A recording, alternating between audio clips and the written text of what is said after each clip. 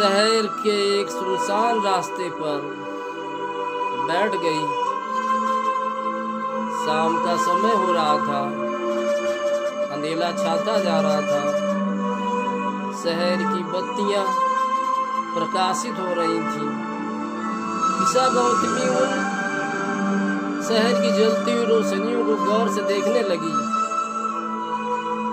जो टिमटिमाती थी फिर बुझ जाती थी। ईसा गौतमी ने अपने मन में सोचा कि शायद मनुष्य का जीवन भी ऐसा ही है, इन बत्तियों जैसा ही है, जो थोड़े समय के लिए झिलमिलाता है और फिर लुप्त प्राय हो जाता है।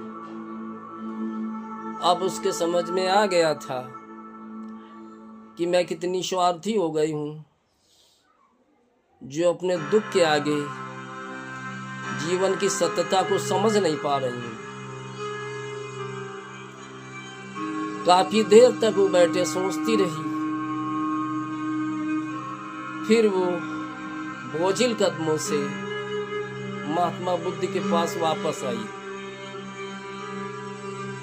और सारी घटना महात्मा बुद्ध से बताई। महात्मा बुद्ध ने उसको समझाया, इस संसार में प्राणियों का जीवन ऐसा ही है।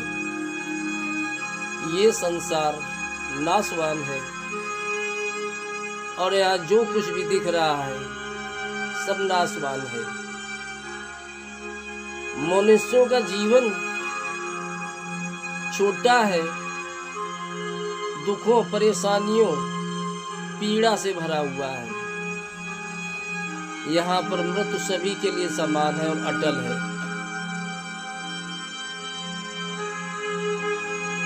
दुखों का यहाँ स्थायित्व है और सुख तो क्षणभंगुर है। जिस प्रकार से प्राणियों के शरीर में बाल्यावस्था, किशोरावस्था, युवावस्था और वृद्धावस्था आती है, उसी प्रकार से मृत्यु भी आती है। वृद्धावस्था एक पके हुए फल के समान है। जिस प्रकार से पके हुए फलों का गिरना लगभग तय हो जाता है, उसी प्रकार से वृद्धावस्था के पहुंचने पर व्यक्ति के जीवन में मृत्यु का दुख गहरा हो जाता है।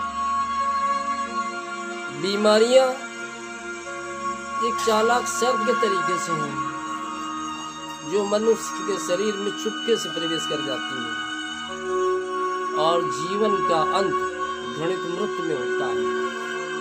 मृत्यु सबके लिए समान है, इसलिए तुम्हें शोक नहीं करना चाहिए। संसार में मनुष्यों का जीवन कुम्हार के बनाए हुए मिट्टी के बर्तनों जैसा है। जिस प्रकार से उन मिट्टी के बर्तनों का अंत टूटने पर होता है, इसी प्रकार से मनुष्य का जीवन का अंत मृत्यु के साथ हो जाता है। यहाँ चाहे वो अमीर हो या गरीब हो, बुद्धिमान हो या मूर्ख हो, उच्च कुल के हो या निम्न कुल के हो, कमजोर हो या शक्तिशाली हो, मृत्यु सबके लिए समान है। मृत्यु सबको एक दिन अपने आगोश में ले ही लेती है। ये संसार एक कसाई खाने के तरीके से है। जिस प्रकार से कसाई खाने में बंद पशुओं को एक के बाद एक पशु को बल के लिए ले जाया जाता है, उसी प्रकार से मृत्यु जीवधारियों को एक न एक दिन अपने आगोश में ले ही लेती है।